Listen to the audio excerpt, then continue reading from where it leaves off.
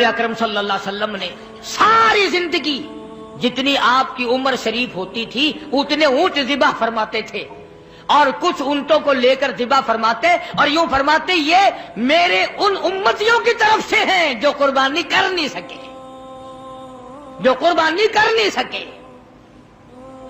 آج کل رسموں کے لیے تو پیسے ہیں، فلموں کے لیے تو پیسے ہیں، ٹیپ ریکارڈوں میں سیل ڈالنے کے لیے تو پیسے ہیں، ٹیلی ویژن چلانے کے لیے تو پیسے ہیں، بدماشی اور فحاشی اور بے حیائی کے لیے تو پیسے ہیں، اگر نہیں ہے تو اللہ کے نام پہ قربانی کے لیے پیسہ نہیں ہے۔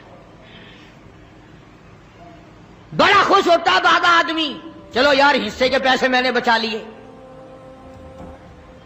چلو یار میں نے حصے کے پیسے بچا لیے۔ مجھے یہ پتا نہیں تو نے کیا بچائے، سارے سال کی برکت کو دھکا دے دیا ہے، سارے سال کی برکت کو دھکا دے دیا ہے۔ آپ کو کیا معلوم ہے کہ اس سے کیا فوائد حاصل ہوتے ہیں اور کس قدر پروردگار عالم خیر و برکت عطا فرماتے ہیں۔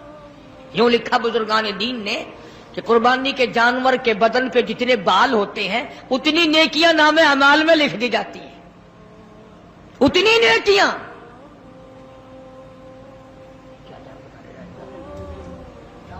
تو عرض کر رہا تھا حضور اکرم سب کا جو صلی اللہ علیہ وسلم کی ذات اقدس نے ہمیں سارے کا سارا مفہوم سمجھا دیا۔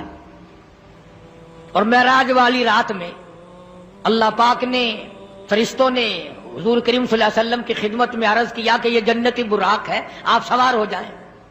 فرمایا میں سوار نہیں ہوتا، سارے کہو سبحان اللہ۔ فرمایا میں سوار نہیں ہوتا، کیوں؟ فرمایا کل قیامت کا دل ہوگا، پل صراط لگی ہوگی، نیچے دوزخ ہوگا، بال سے باریک تلوار سے تیز پل صراط ہوگی، میری امت اس کے اوپر سے کیسے گزرے گی؟ 1500 سال تیز گھوڑے کی رفتار کا راستہ ہے، میری امت کا انتظام کیا جائے صلی اللہ علیہ وسلم۔ اللہ پاک نے کیوں چلا دیا؟ اللہ پاک نے جواب دیا میرے محبوب راضی ہو جا، یہ جو قربانی میں تیری امت جانور ذبح کرے گی میں ان جانوروں کو سواری بنا کر قیامت کے دن پیش کر دوں گا، تیرے امتی ان پہ سوار ہو کر پل صراط سے پار چلے جائیں گے۔ کس وقت کام آ رہے ہیں؟ کون سا عجیب کام اللہ تبارک و تعالیٰ نے فرمایا۔ اسی لیے عرض کرتا ہوں کہ قربانی کو نہ چھوڑو، اگلے سال نہ جانے ہم میں سے کون دنیا میں ہوگا، کون قبر میں ہوگا۔ ہزاروں لاکھوں لوگ پچھلے سال دنیا میں تھے، ابھی پرسوں یہاں لاڑے کے قریب ایک حادثہ ہوا، کئی رخصت ہو گئے، کل صبح کے وقت بھی ادھر بائی پاس سے پرلی طرف ہوا، 8 جگہ ایکسیڈنٹ ہو رہے ہیں ملک میں، 8 10 12 2 4 مر رہے ہیں۔ نہ جانے ہم میں سے اگلی عید تک کون قبر میں ہوگا اور کون دنیا میں ہوگا۔ اس لیے نماز بھی اخلاص کے ساتھ پڑھو، نہ جانے ہم میں سے کس کس کے لیے یہ آخری نماز ہوگی، کس کس کے لیے یہ آخری قربانی ہوگی۔ قربانی کے جانور کے قریب کھڑے ہو، جھولی پھیلاؤ، قبولیت کی دعا مانگو۔ اللہ پاک فرماتے ہیں خون کے قطرے زمین پہ بعد میں گرتے ہیں، میں پہلے قبول کر لیتا، میں پہلے قبول کر لیتا، اور ہر وقت دین و ایمان کے لیے قربانی پہ تیار رہے۔ کچھ لوگ ایسے ہوں گے قیامت کے دن، حضور کریم صلی اللہ علیہ وسلم نے فرمایا کہ اس گھبراہٹ والے دن میں یہ آواز لگے گی، 50,000 سال کے دن میں آواز لگے گی، اتنی لمبی لمبی زبان لٹکی ہوئی ہوں گی تو آواز لگے گی۔ جب ماں باپ بے اولاد کے اور اولاد ماں باپ کی نہ بنے گی، بیوی شوہر کی نہیں بنے گی، خامد بیوی کا نہیں بنے گا، اس دن کیا آواز لگے گی اللہ پاک کی طرف سے؟ آؤ میرے گھروں کو آباد کرنے والے آ جاؤ، میری مسجدوں کو آباد کرنے والے، بنانے والے، چمکانے والے، اس کی رونق بڑھانے والوں آ جاؤ، تم دھوپ میں نہ کھڑے ہو، میرے عرش کے چھاؤں میں سائے میں آ جاؤ۔ کئی لوگ پاگل سمجھتے ہیں جو مسجدیں بناتے ہیں نا، ایسے روپیہ خرچ کر رہے ہیں، اسی طریقے سے یوں ہی لگا رہے ہیں، اتنے پنکھے، اتنا یہ اتنے. ان غریبوں کو پتہ نہیں ہے کہ یہ دربار کس کا ہے.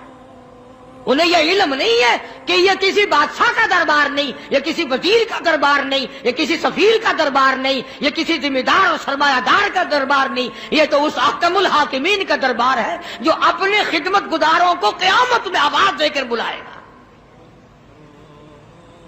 حدیث پاک میں آتا ہے، سب کہہ دو صلی اللہ علیہ وسلم. ایک حدیث میں یوں آتا ہے کہ یوں آواز لگے گی، کدھر ہے وہ جو میرے دربار میں جھاڑو لگایا کرتے تھے. کبھی آواز آئے گی، کدھر ہے وہ جو میرے دربار میں پانی کا انتظام کیا کرتے تھے. تو اس وقت رویں گے، پچھتاویں گے وہ لوگ جو سیانے بنتے ہیں، جو بڑے ہوشیار بنتے ہیں. تو اس وقت کے پچھتانے سے کچھ نہیں بنے گا.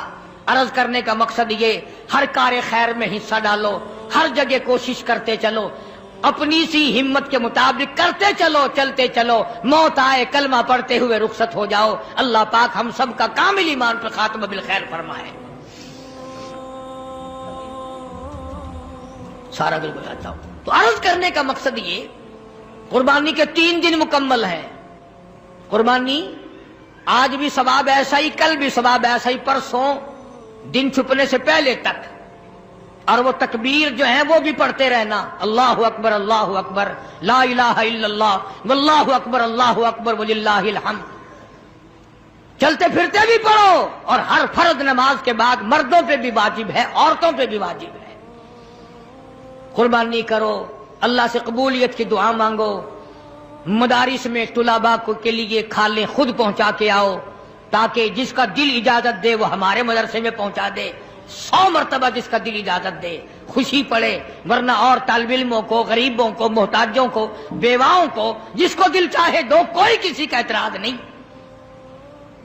اور قبولیت کا فکر کرو، نماز کی پابندی کرو. اللہ پاک مجھے اور آپ کو عمل کی توفیق عطا فرمائے. وآخر دعوانا ان الحمد للہ رب العالمین.